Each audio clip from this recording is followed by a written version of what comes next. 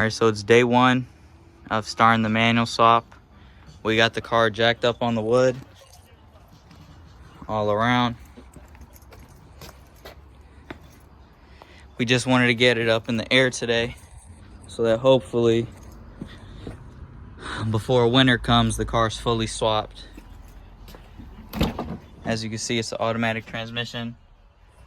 We're hoping to put the ZF320Z in there. We're doing the swap on my convertible, and then we're gonna do it on my dad's 328i dine-in coupe.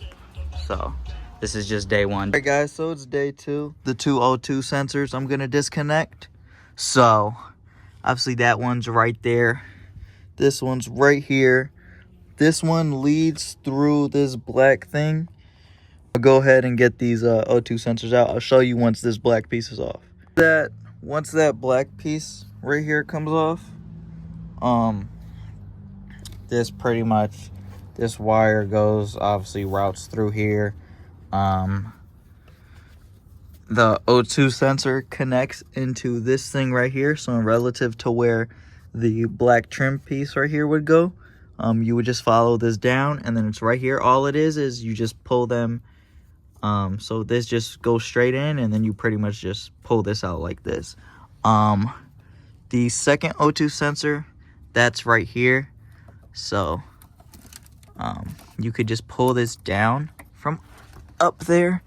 Obviously it's kind of hard to video and do it. That just comes out like that, and then it hooks on a little piece right here. It hooks right there like this. So then you just pull that out like this, and then boom, there you go. All right, so as you can see, this bolt right here is a 16. This bolt is a 16, and then this bolt here is a 16. That's the 2. Not all E36s have this X brace, so I think only the winter packages came with it. I'm not too sure. Yeah, so pretty much you just want to, get these two loose. Yeah, then you just have these 2 bolts at the front. I'm gonna see what side socket those are now, and then I will let you guys know. So these 2 right here are 13s. So yeah, you just have these 4. All 4 are the exact same size. They're all 13s. Obviously with the dirt and grime on there, it's gonna be kind of hard to get the socket on there, but it's 13. So make sure you use a 13 to not strip these bolts out. All right, so day 3. So yeah, let me get down under the car. All right, so yeah, as you guys can see, the exhaust is off. That's the headers over there, but the exhaust is completely off. This is one of the hangers here. Obviously, it connects up to here. So obviously you have to take off the 2 hangers that go there. Let me go to the rear of the car. But obviously over there, there's another hanger that has to come out. It's right there on the side, as you can see. So yeah, that just comes out. And then you have to take out that little hose right there. You have to take off this little hose here, which is for the valve in the cars. But this is the hanger right here. Obviously I'm gonna be getting brand new hanger and stuff. But you have the 2 hangers here that go over there. And obviously after those 2 hangers, you have another hanger here, which obviously that comes off. And then it's just those bolts up there, or it's just the flange bolts up there, and then you're all good to go. So yeah, now I'm gonna work on getting this heat shield taken off. Obviously I have to move my the exhaust out of the way because it's literally right here in the way. Probably should have had the phone and 0.5 while doing this so it was easier for you guys to see. But yeah, I'll show you guys what bolts you have to take off to drop the heat shield, and then once you drop the heat shield, you will be able to see the drive shaft or drive axle depending on wherever you're from, obviously. All right, so as you guys can see, I got the 2 heat shields out that need to be taken out. There's one that goes over here. It's a smaller one. And then obviously there's the main one that you need to take out in order to get the drive shaft out. The mounting points for the heat shield is there's one right here next to, you know, right there. And then you come over to the opposite side, there's one right here that obviously you could tell my heat shield broke off from there. That was like that before I even tried to start taking the heat shield off. So yeah, then you come down. This is going to be clipped on the heat shield right here. You just pull the heat shield off. But other than that, there's one bolt right here that holds up this thing, which is for the O2 sensor. This bolt has to come out. Some of these bolts do get really rusty, so just be careful when trying to take them out. If yours are really rusty, just try to, you know, use WD-40 or something like that. But yeah, you have to take this bolt out. And then there's another bolt on this opposite side here that has to get taken out, as you could tell. This one, you have to take this one off. I know a lot of people say you don't have to take this one off. You do, because this transmission mount here is blocked by that heat shield. So obviously it's easier to get the heat shield out when this hanger is not here. Yeah, there's a bolt here, or there's a nut here and a nut here that have to be taken off to get that little heat shield out. You do have to take off this this nut right here. I put it back on there because that's not, like, obviously that's for this heat shield. You don't really need to take this one off. That one kind of just covers like the control arm and other stuff like that. That's pretty much all you got to do to get the heat shield off. Now, to get the drive shaft out, obviously, the car is gonna have to be, you're gonna have to jack up the rear end so that you can spin the wheels. Yeah, obviously, you know, drive shaft, boom, boom. You have, I think, like 3 or 4 bolts here that you have to take out. And then these 2 bolts. And then this brace right here, you're going to have to take out. And then 4 bolts over there that you're going to have to take out. Yeah, that's pretty much just how to get the heat shield off. You know, you just have those couple of screws. And then it's easy to come out. So my dad did drop the differential, not the differential, the drive shaft in the car. So I'm gonna show you guys that now. As you guys can see, drive shaft out. So this end obviously has 4 bolts, excuse me. And then you just have the 2 bolts there and there. And then that side only has 3 bolts. Obviously your car has to be in neutral because you have to be able to, you know, spin the wheels to get the drive shaft to spin. So you will have to jack the car up in the rear, put the car in neutral, spin the drive shaft to get these top 2 bolts. Or technically it's these 2 bolts on the bottom here because we have it upside down. I'm going to start, as you can see, I already pulled the top of the shifter off. I will say your car has to be in neutral to be able to get this out. Obviously, you cannot have your key in the ignition when the car is in neutral. So I recommend putting the car in neutral. Obviously, you know, unlock, you know, turn your key, put the car in neutral, pulling the top part off, and then just putting the car back in park and taking your key out of the ignition. But yeah, I'm gonna grab my tools and take out the battery and then come mess with this. So yeah, this is pretty easy to come out. All you gotta do is just, like, I just took a flathead, I put it in from the top, kind of popped the top up, and then just grabbed it with my hand and kind of, you know, like popped it up around the sides. You're gonna have one clip here, or one sensor. This purple sensor is gonna connect there. That just pulls out, and then same with this black sensor. I was having kind of a tough time to get it out, but, you know, just be patient and you could get it out. Obviously, you know, this has probably never been taken out before, so, but yeah. Now just got to take all this stuff apart.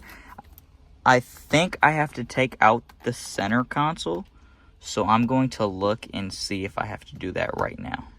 So yeah, obviously this does have to come out,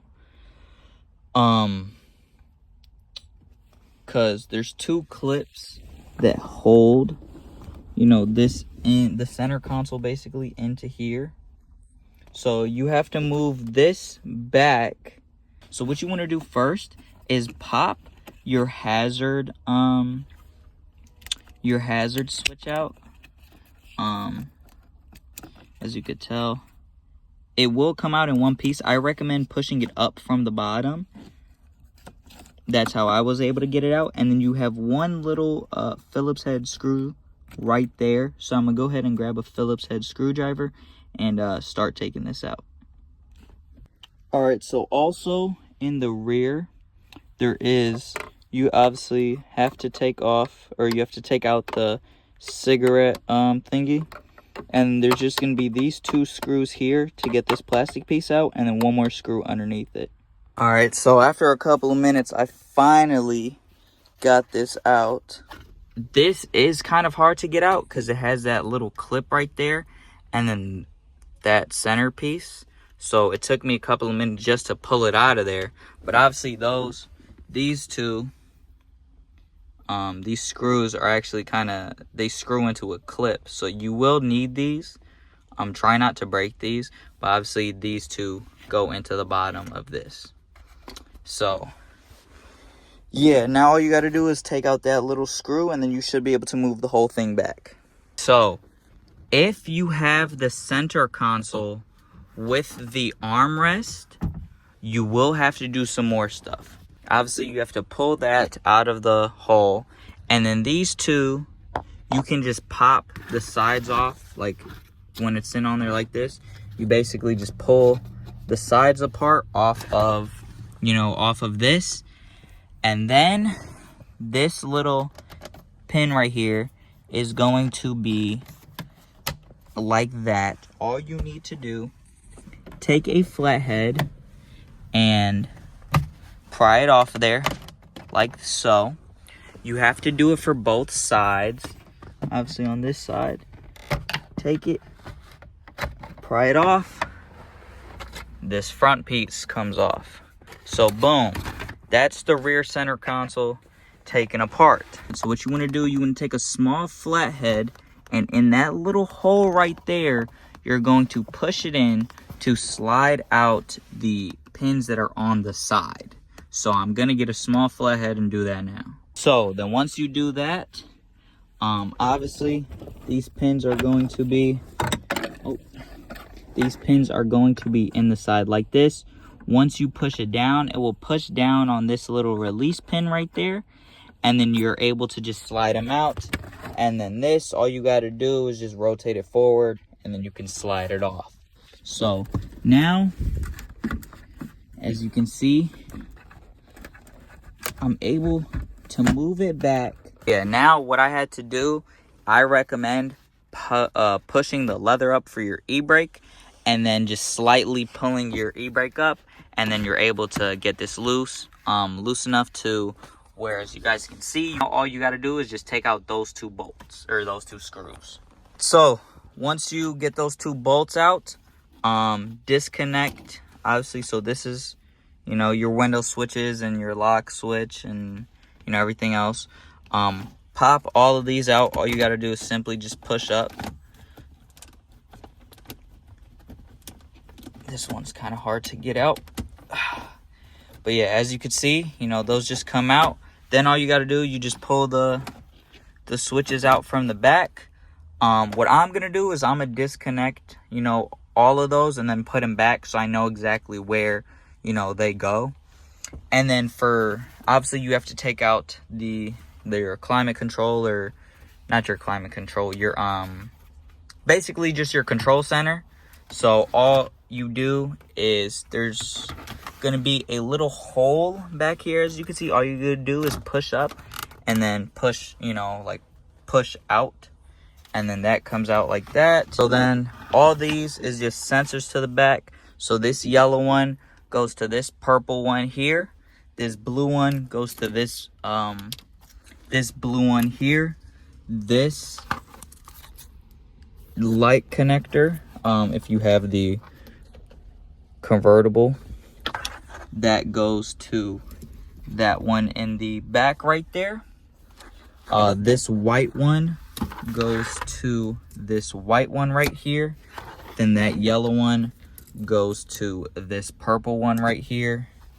And then this black one goes to the cigarette lighter along as with this one. So now to get the rest of this out, which I will show you guys how to do that in a second. So there's two. Okay, so there's going to be a screw point back there and one right here for the center, this center console attachment. You have to pull the center console. Obviously, you know, when it's sitting in there like this, you have to pull it out towards you to be able to get to those two bolts. Also, you have to reach underneath somehow and get this screw and this screw right here. The holes are right here and right there. So to me, that was difficult as hell. As you can see, I have all the screws and everything there. I pretty much have everything, you know, from the center console out. Now I'm just going to move all of this stuff out of the way and then start taking apart this. So now I'm taking out the shifter. There's gonna be 3 bolts, one here, one right here, and then one in between here. Those are all 10mm bolts. And then this comes loose, obviously. You have to take off this, which goes to the steering column lock of some sorts or something like that. I think that is also a 10, so I'm going to put that. That's also a 10mm. Now, this moves freely. You're able to do whatever you want with it because you got rid of the steering column lock, obviously, which is this right here. And then you're going to need a 18mm wrench to take that off, so I'm going to do that now. Right, so once you have this loosened, you want to make sure you have it loosened good enough so that it comes out of here. I made that mistake at first, and I was wondering why I couldn't pull the shifter linkage through. You have to make sure that that is loose, so basically that it, you know, it moves freely like that. So then, last thing you have to disconnect is this little like motor right here, whatever it is. All you need to do is this connector is going to be hidden down in there. Just pull the black wire up. Obviously I already disconnected it, and then push down on this, and then this comes out just like that. And then boom, you have your whole shifter assembly removed. Then all you need to take out, all you have left is the rubber boot here, which just comes right up, and you know, once you drop your trans, you are ready for your manual transmission to come in. So now I'm going to see what we're doing next exactly on the car, and then I'll cut to the next clip to let you guys know. For the ECU, you have these 3 plastic clips here, and then you have 2 10mm bolts. So there's one right there, nuts. There's one right there, and then there's one down right there. So I'm gonna take that out. All right, so as you can see, for the battery, or for the ECU cover, there's just 4 bolts that hold it in. This part right here, slides into there. So just make sure you hold this in place while taking this out. But these 4 screws all stay in there. They don't come all the way out. So make sure they don't come all the way out when you're taking this off. Otherwise, they're going to be a problem to get back in.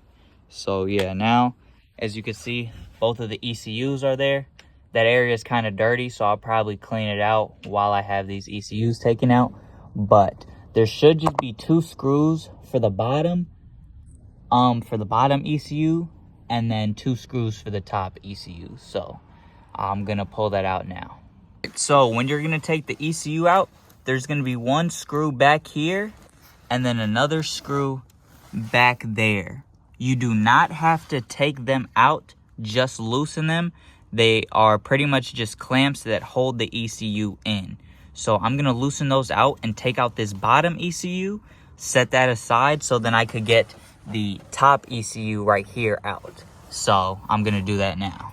All right, so as you guys can see, I finally got the ECU out.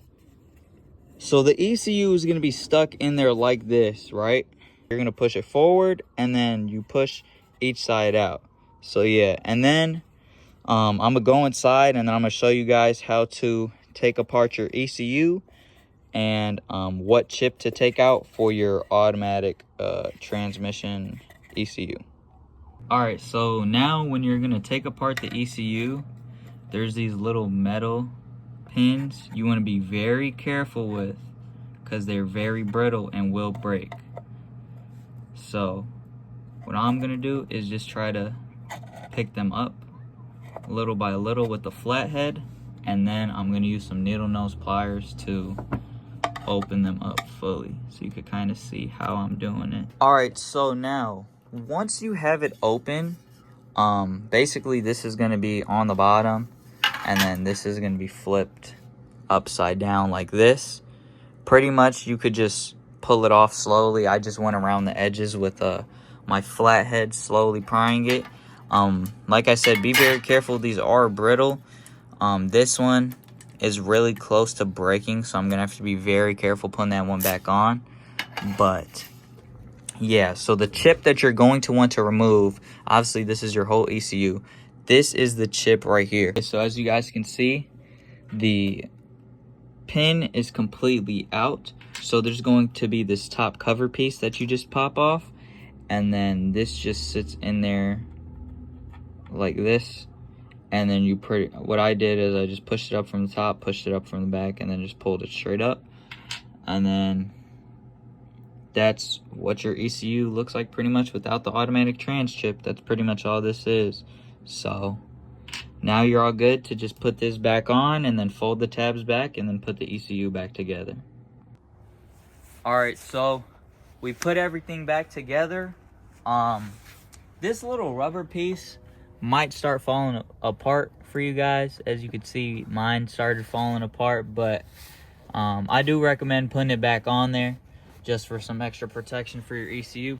All right, so guys, it's been a couple of days since I've pretty much done anything to the car.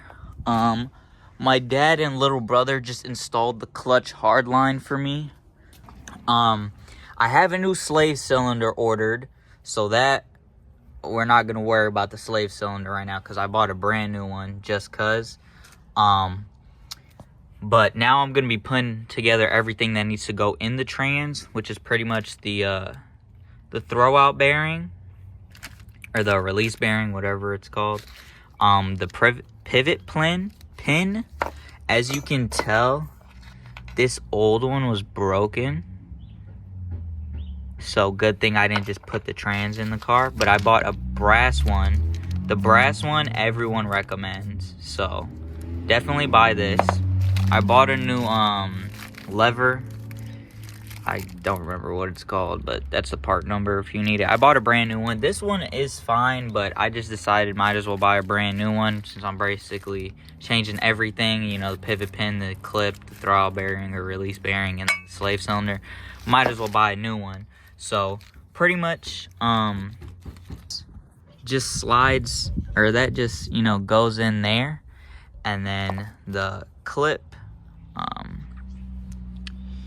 you just push down like this, you know, make it bigger to obviously fit over, you know, because it has to sit in there, and then this slides in. So I'm gonna put that together and try to show you guys it. But all right, so now as you could tell, I got the release bearing on there.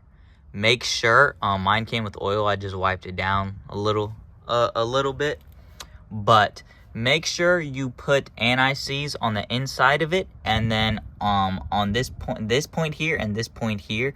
All right, so guys, as you know, I just bought this clutch kit.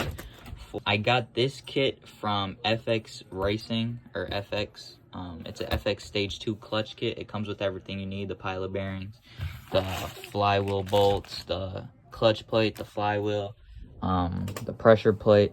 So a lot of people get confused at which way this goes since it's not a OEM clutch plate. Basically, so that's the flywheel. That's the correct orientation of the flywheel right there. That's like as if it's on the transmission. So when you're looking at your clutch plate, if you get this clutch plate, this part right here, this protruding part, this is the part that goes into the flywheel. So it would sit on the flywheel like that. Obviously, you'd have to get it aligned. And then the pressure plate would just go and sit down on top of there. So the bigger one is for the ZF. You just have to match it up into the transmission, you know, the spline that comes out of the tranny. And then they have the clutch alignment tools in there too. So I don't know where we put those, but we have it. Yeah, they come with two. Hold on. They come with two depending on which pilot bearing you have to use. So obviously the bigger one is for the bigger pilot bearing, the smaller one is for the smaller pilot bearing. But yeah. All right, what's going on, guys? So it's been about like 4-5 months since I last touched the E36 because, you know, obviously in Northwest Indiana, winter happens, and then, you know, with my car being outside, I'm not working in the snow and everything. Plus, I also started work full time, and it's still been sitting under the cover, you know what I'm saying? So, I'm gonna be putting on the heat shield and the mounting bracket for it today, as you can see. I painted it with rust protection paint because, or my dad painted it because it was kind of a little bit rusty since I had it off of the car, and I guess I left it outside. But yeah, I sanded it down, or my dad sanded it down and painted it. So now I'm about to get that done, and I'll record that and show you guys where it goes. All right, so as you guys can see, there will be two mounts in like the rear, right before the differential. There should be a mounting hole there, and then like a mounting hole up here on both sides. That's just a 13mm bolt. This has to go on before the heat shield because it has hangers that go here and here, which I will show you guys. These are the hangers. This is for, you know, the left side, I think. Yeah, I think this one's for the left side. This one's for the right side because they basically go in there like this. As you can see, yesterday or the day before, I already started putting on that heat shield there. It just sits behind that one, and then there's two nut points right there. And then a lot of people don't realize for the heat shield, this piece right here, the heat shield has to slide into that, and then this gets held up. You know, then you put the screw through here, and then that holds this up and also holds the heat shield up also. Yeah, I'm gonna tighten those down and then try to put this heat shield on. All right, so I got these bolts all tightened up. Make sure they're going in the correct way. A lot of people put them in there the wrong way and they end up slanted or something, you know. But that washer needs to be flush against this piece here. It needs to be flush against the bracket. So now I'm gonna get the heat shield and try to put it on. All right, so as you guys could see, I got the heat shield up in here. As you could tell, this is where the two spaces are supposed to go. The wider side is gonna go on the rear. I still have to get another thing because as you can see here, my heat shield tore here. So what I'm gonna do is I'm gonna drill another hole like over here, and then this bracket is very flimsy, so I'm just gonna kind of bend it a little bit or turn it towards here, get a bigger washer or just use one of the old screws and hold this up in there like that, and then it should be good to go. You know, I've got it everywhere else it's supposed to go. I made sure I put this one in there. I had to use a different one here because the heat shield was also broken here, so I just put a bigger washer on there. But yeah, the heat shield I mean, it's pretty stable in there. You know, it's not really moving. Make sure that this clears here. Otherwise, you can mess yourself up there. But, I mean, yeah, that's, you know, that's right up against that drive shaft. Or not right up against, but you know what I'm saying. It should be pretty flush in there now.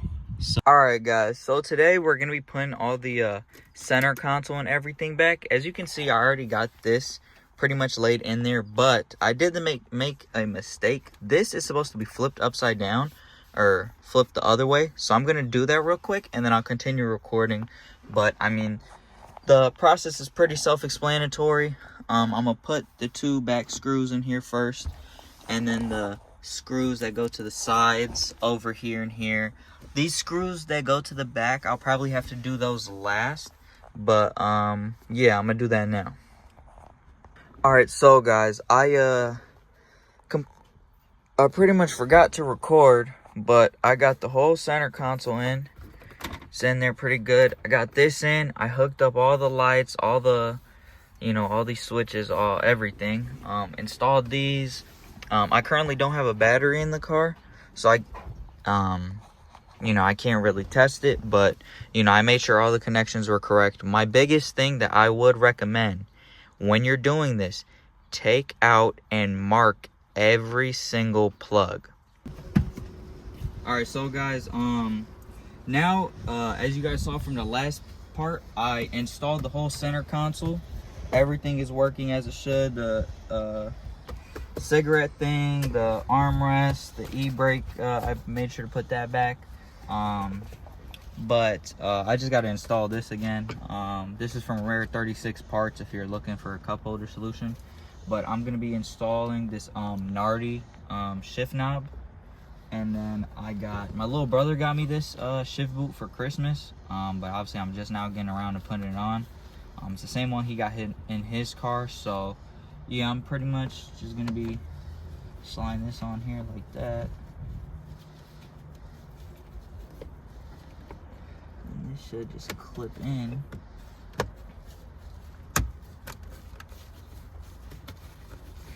Like that, right? Make sure it's in there good. Push it down all around. And boom, so then that's pretty much is that. But this shift knob, it has Allen keyholes in it. I don't know if you guys can see. We got this, I got this from my little brother also. He got a E30 parts car, and then this was the shift knob they had in it, so he let me keep it. But probably gonna have to loosen these Allen key screws up a bit and then just slide it on. So I'm gonna do that real quick. And then all right, so we got the shift knob on. Now I'm just gonna tighten these Allen screws down. This shift knob, I was surprised we found it in a parts car, because this shift knob alone is $100 or something brand new. So I was looking to get a wood grain steering wheel too. I was gonna get a Nardi steering wheel, but my dad ended up getting me a Alcantara wrapped M3 steering wheel. So I was also looking between the M3 steering wheel or the Nardi one, but since my dad bought me the Alcantara one, I'm just gonna run that one. I was also thinking of getting a Renown one, but I'm not paying $300 for a steering wheel. To me, that makes no sense. Even though the Alcantara wrapped one was like half of that, but I'd rather spend that on a OEM part with just like, or it's not real, it's like an OEM part, but they just did the wrapping to it. Like, I'd rather get that. So then that's good there. Like, it doesn't move. You always want to make sure you pull on your shift knob to make sure it actually is on there. But yeah, then this just goes up there, and then there you go. That's the shift knob installed. Looks like I gotta pull this up a little bit more, but I think that's good all the way around, right? Is that good on this side? Yeah. All right, so guys, as you can see, pretty much the car is done. I'll throw in a clip of me doing a little pull with my girlfriend in the car.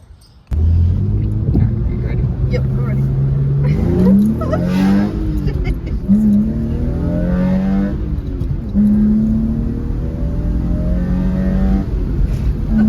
But I ended up having to switch the exhaust from the ISR exhaust I had planned because the resonator sat way too low.